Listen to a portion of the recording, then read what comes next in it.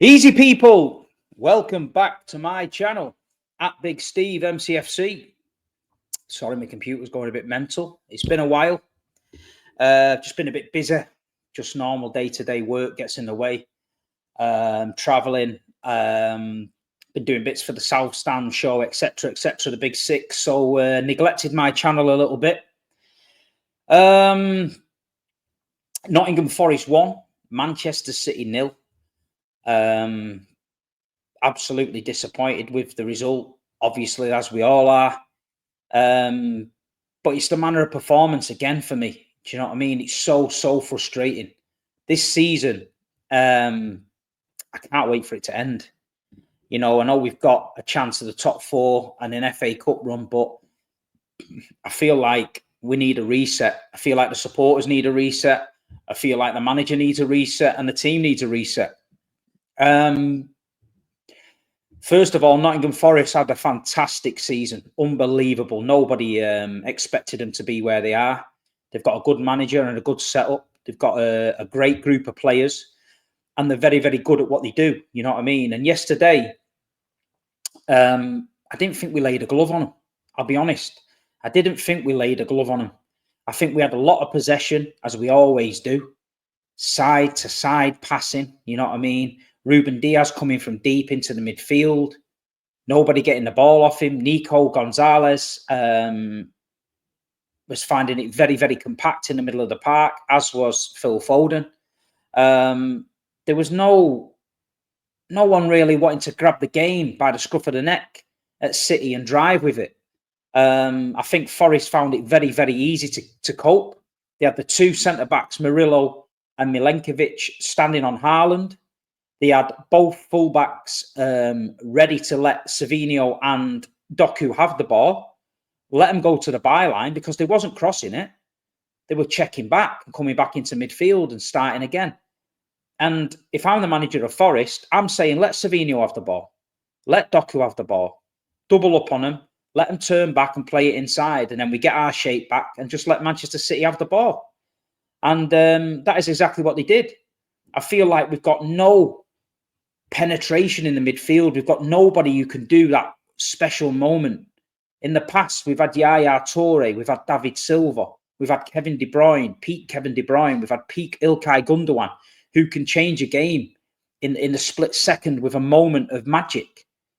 Looking at this City team yesterday, there's nobody giving us a moment of magic. There's nobody in the midfield that's going to drive with it and create something. There's no one like a David Silva that's getting in the pockets and causing these teams, you know, major headaches.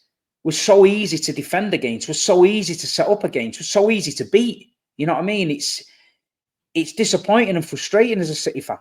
And all season we've defended them and we've backed the manager and we've stood tall. But there comes a point where the level of performance is not good enough. We've gone out in January and we spent 200 million. We needed to spend 200 million because we'd have plummeted down that table rapid because the injury crisis we've got now, Akanji, Ake, Stones, there's 3 centre-backs out. You've got, obviously, Rodri out. You know, Oscar Bob's out. It's not been a great season for the medical department and for the players, you know what I mean? What they've done in the last 4 years has been unbelievable. And we've flogged these players a lot, you know, and it's finally took its toll. We brought in reinforcements. Mamouche, £70 million didn't start. Nico was okay in the midfield, but like you say, okay is not good enough. And Kuzanov, you know, he's been an outstanding shining light. You know what I mean? The kid's 21 years old now, and he looks like he's up for a fight. And yesterday, I'm going to be honest, that wasn't a Manchester City team I'm used to. That looked like a Manchester City team with no fight. That looked like a Manchester City team that'd give up. That looked like a Manchester City team that's like feeling sorry for itself. You know what I mean? And they're a very, very lucky team because as far as social media goes, the Manchester City fans, we don't get on the case. You know, other clubs, they have meltdowns. Arsenal, United fans, Chelsea, Liverpool, etc. They get right on the players' backs. We don't. But I tell you what, this season, some of the performances, we could get on the backs. Me, for one, I pay me money every week, home and away. I go home and away, I pay me money. So I'm entitled to my opinion. This is my channel. I'm entitled to my opinion. But I don't tend to, you know, make reactionary videos. I don't do emergency board meeting or we're going down and all this sensational shit. I tend to have a day to think about it, watch the game again in my own time and talk about it. And this is what I'm doing now.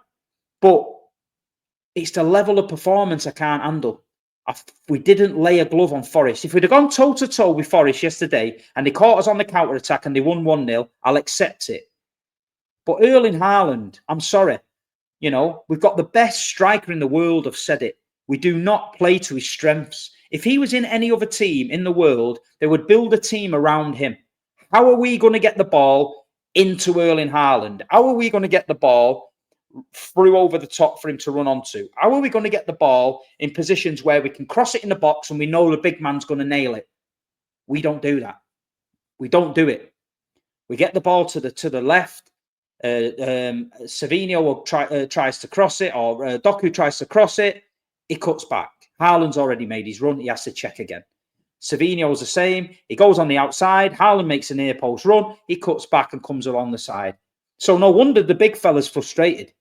You know, no wonder the big fella's frustrated because he doesn't get any level of service. And I'm not being funny. He signed a 10-year contract, but he's only going to be so long where a player of his caliber is going to put up with no service.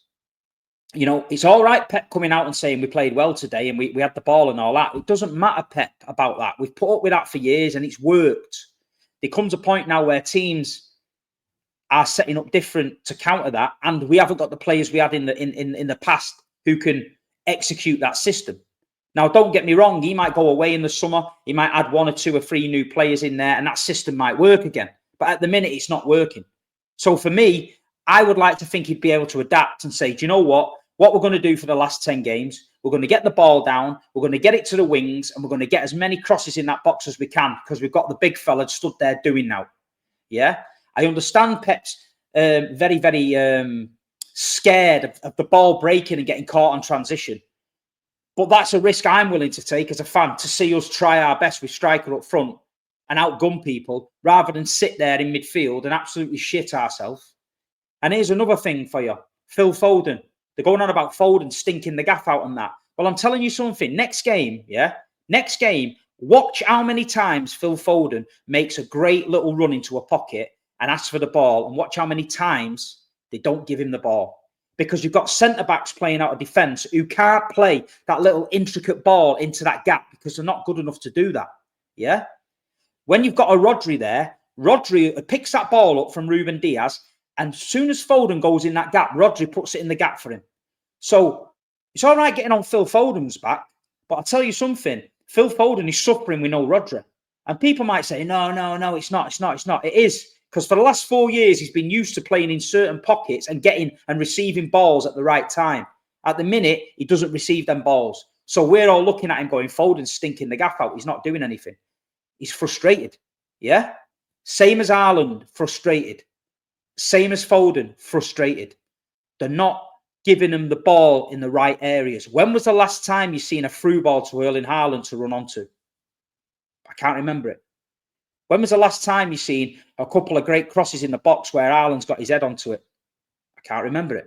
So, in my opinion, this is where we're going wrong. Pep is sticking with the system, but he's not got the players to execute the system.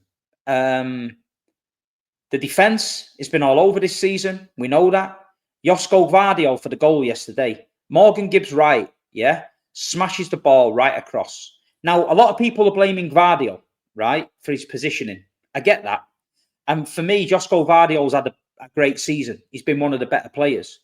But there's something with Josko Gvardiol where he does like to let the wingers bring the ball down and run at him. He doesn't get tight on the touch and he doesn't go to intercept the player. He backs off, and then bang, they're in the box. He's done that many times this season. He's got away with it. Whether it's because Messi roasted him in that World Cup that time, I've seen a clip of him getting roasted off Messi, but all these players aren't Messi. Callum Hudson-Odoi isn't Messi. Get on his first touch, try and push him on the outside. Don't drop deep and let him run into the box with it. I know Edison should have got it at the near post. I know that. But that chance doesn't happen if Josko gets tight to his man. If you get tight to your man and he roasts you, fair enough, you've been roasted. Yeah? but at least nudge him off the ball, get a foul outside the box miles away. It stops the danger. Do not let him run into the box and get a shot off. Jeremy Doku, you was as well at blame for that goal. Look at the stills of the goal where you stood, Jeremy. You're not marking anyone. You're in no man's land. He's got behind you. You should have been over there with your pace, helping Josko out, doubling up on him, but you didn't. So it's the same Manchester City mentality we've had all season, where we switch off for 1 minute, yeah, and it costs us a goal, it costs us a game. After that, we're never going to score. The substitutions are getting weirder and weirder. Savinho to come off the pitch, who I thought was our biggest threat. He puts Bernardo Silva out on the right wing, which is every man and his dog that goes watch Man City knows Bernardo Silva's no good on the right wing. Bernardo looks a tired shadow of his former self. I don't know if he's ever going to get it back. Whether the age has kicked in, whether the decline has kicked in, I don't know. But it's getting difficult to defend it now. You know what I mean? It's getting difficult to watch. We've got 10 games to go to get in the Champions League. It's a must.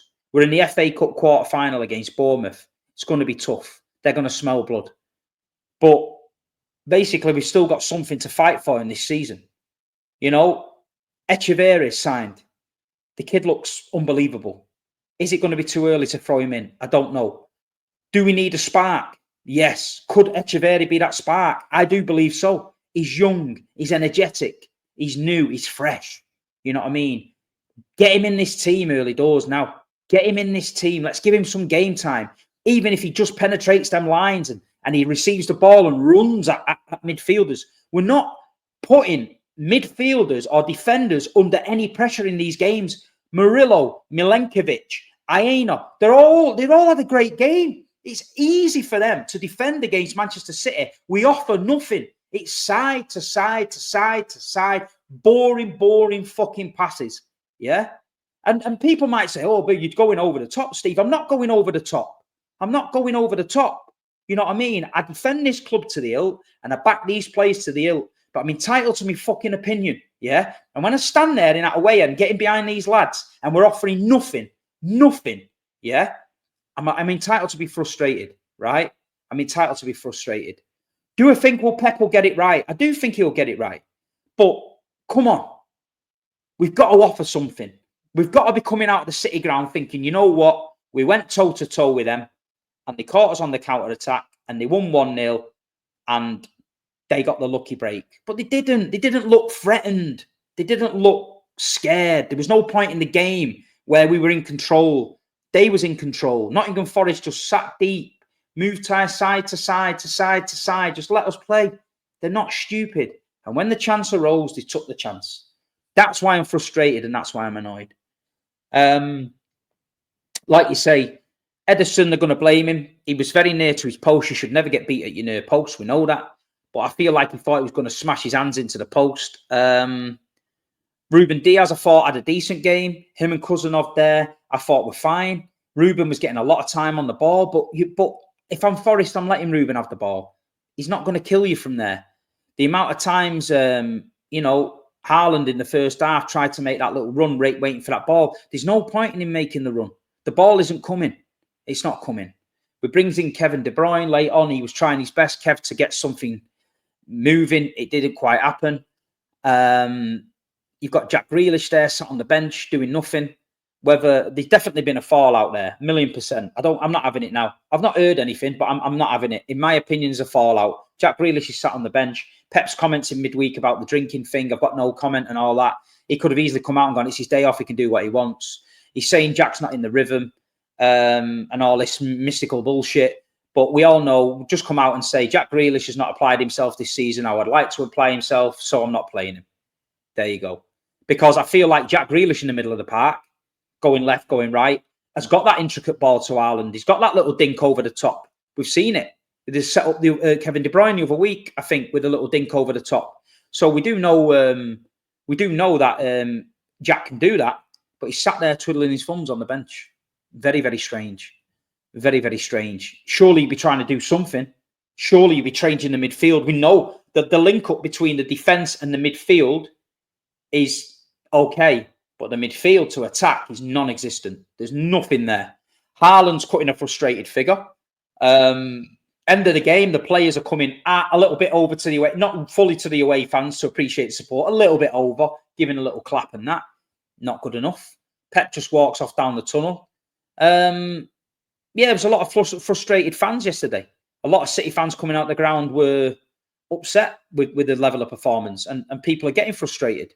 And then I've been on my TikTok, I did my review, I'm getting, you know, the usual bullshit, Pep out and all this stuff of people that have no clue about football. You know, if you're into this Pep out thing, you're fucking deluded. If you're one of the Pep out mob, leave a comment below and let me know who you want instead of Pep, because I'd be very interested to see what kind of names you're pulling out your ass. Because let me tell you, if you think this is bad, if Pep's out, then it's going to be a lot worse. I can assure you that. I can assure you that. What I do think we need to do is, though, we need to change something in the next few games. We've got to look at something to change. We're consistently putting out the same team and putting the same level of performance in, which is not good enough. You know, I've said it before on here, the football club has took our expectations to here. We're playing here. So we're entitled to be worried about this drop-off in between. That's not us being entitled. That's not us, oh, you City fans, you won 4 in a row, you shouldn't be moaning. It doesn't work like that, football. Yeah, we have won 4 in a row, and we're forever grateful of that. This is why we are moaning, because we're not going to accept this kind of drop-off lightly. Do you know what I mean? If certain players got old and we kept on for them for too long, we can understand it. And looking throughout the squad, we know there's got to be a rebuild. But there's got to be a system change, I think. There's got to be a Pep Guardiola masterclass where he changes something for the next season, because I feel like these teams are happy for Manchester City to have the ball because they realise that with Haaland up front, they're not playing to his strengths. You can have 2 of the best wingers in the world, Savinho and Doku, running down that wing and doing flicks and step-overs. There's no final product. There's no end. There's no end to what they're doing. This is what frustrates you. It's great Jeremy Doku roasting Trent the other week for Liverpool. Was he an end product? No. It's great Jeremy Doku roasting players at Tottenham, Pedro Porro. Was he an end product? No. It's great Savinho dancing through 4 or 5 on the halfway line. Was he an end product?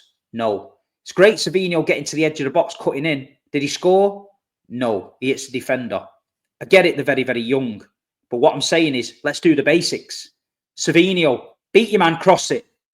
Doku, beat your man, cross it. Midfielders, as soon as they get down that line, they've been instructed to cross it, arrive late in the box. If Erling misses it and it comes out, you've got the players running onto it. Phil Foden, Nico. We know Nico's got a shot on him. You know what I mean? But it's just mental. It's just mental. And like you say, I feel like I'm questioning the manager a bit, but I'm just questioning what I'm seeing with my eyes. I don't do stats. I don't do bullshit. I trust me fucking mince pies. Yeah. And they're telling me that this level of football we're playing at the minute is very, very stale. It's very, very side to side, and there's no cutting edge. And I'm sorry, that's the truth.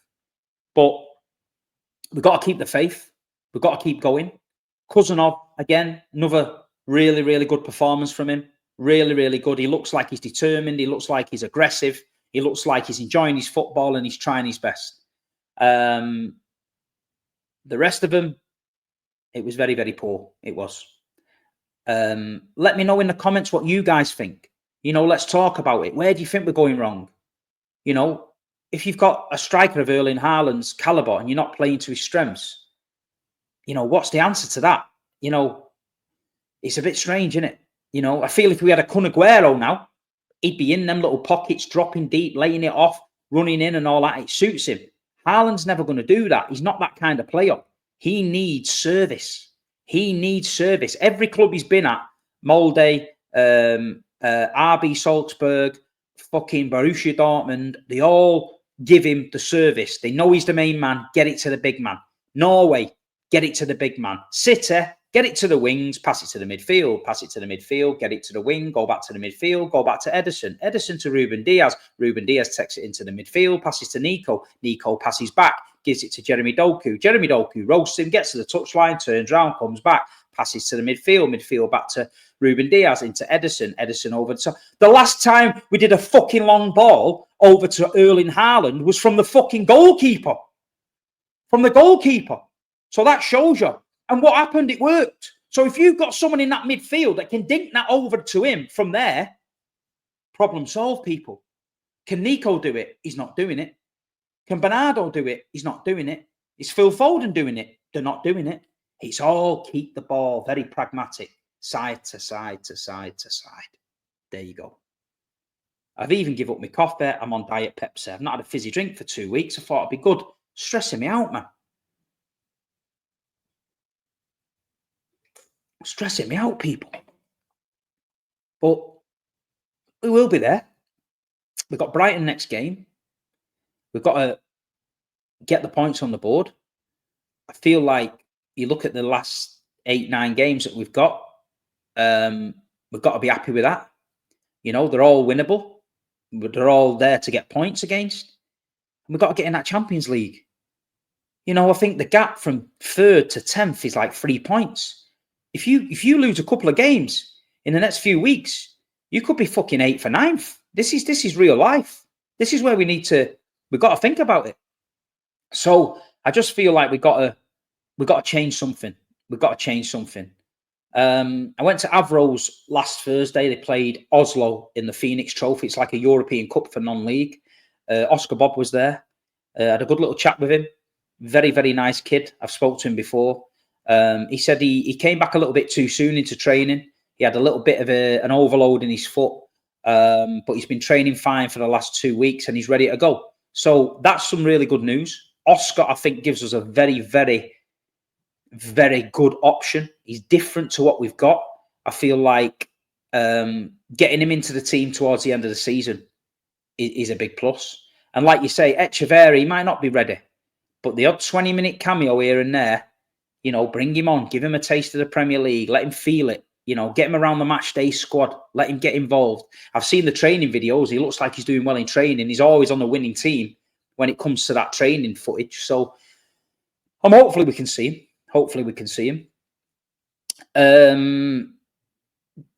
This week, there's rumours that the announcement of the 115 charges could be announced. Something is definitely happening. I said it on the South Stand show. I had an email off BBC One asking me, would I come to London when the charges are announced to do a show about the verdict?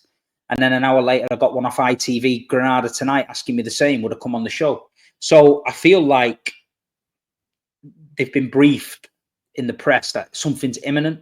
So they're putting the stall out. We do know there's an international break coming up.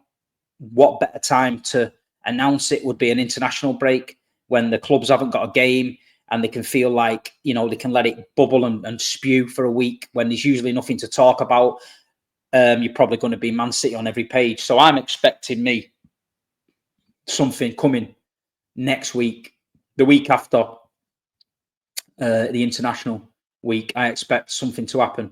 There's lots of rumours and stuff. I don't believe in rumours. I don't believe in hearsay. I have literally no idea what's going to happen. So, you know, let's see on that one. But other than that, we've got Brighton, you know, at the weekend at home. It's a chance to bounce back in front of the home fans, trying to get 3 points on the board. Brighton are no pushovers. We know that. They're a good side. And yes, people, we just got to keep going. We've just got to keep going.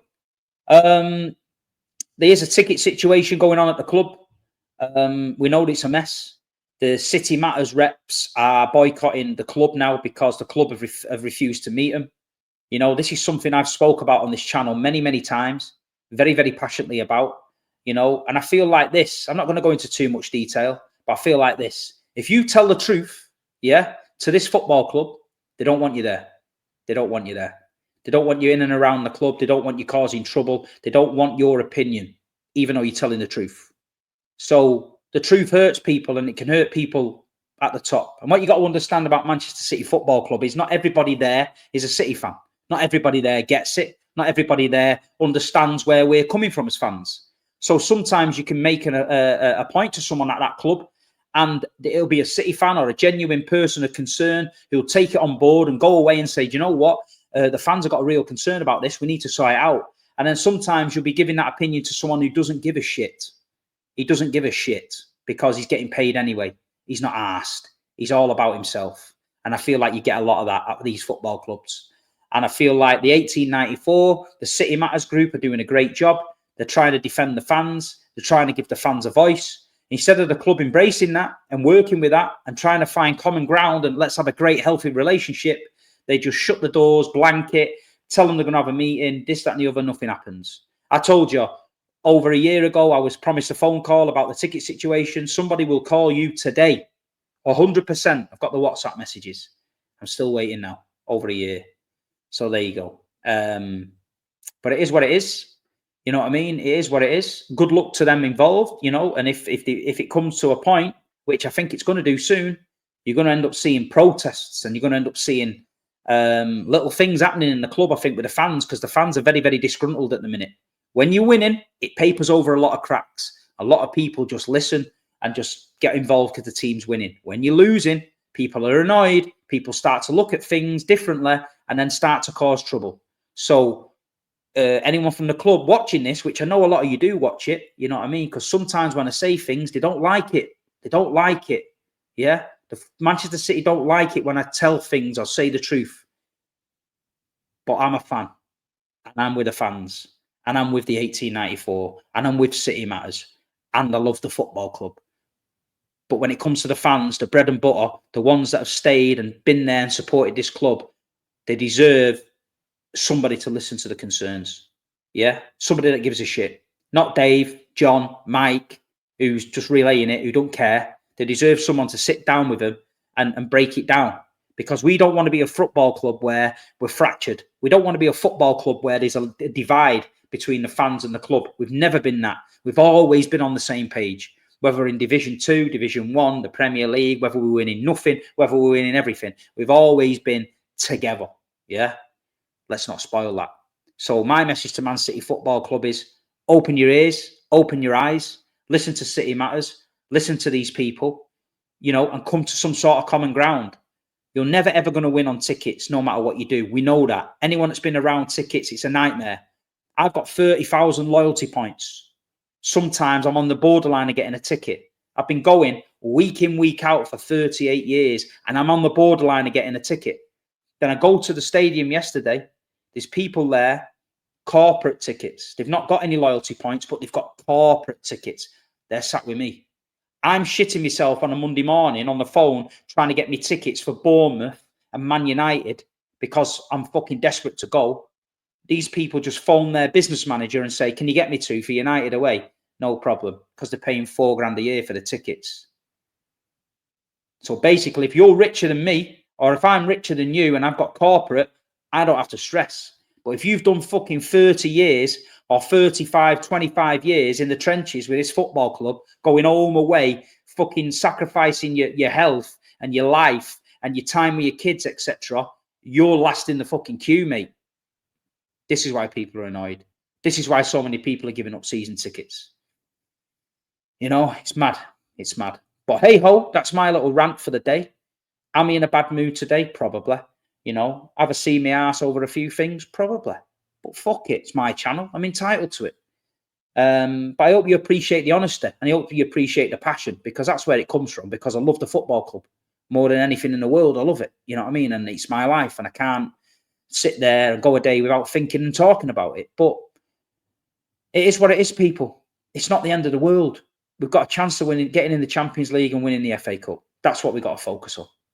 Please, please, please hit a like on this stream. If you feel like this has been a good stream, share it to your mates. Get many people listening. I want new fans on board. I want people's opinions. Leave comments. Let me know what you think. You know what I mean? If you don't leave nice comments and you're just coming on to troll, I'm going to have to block you people, because it's not what we want.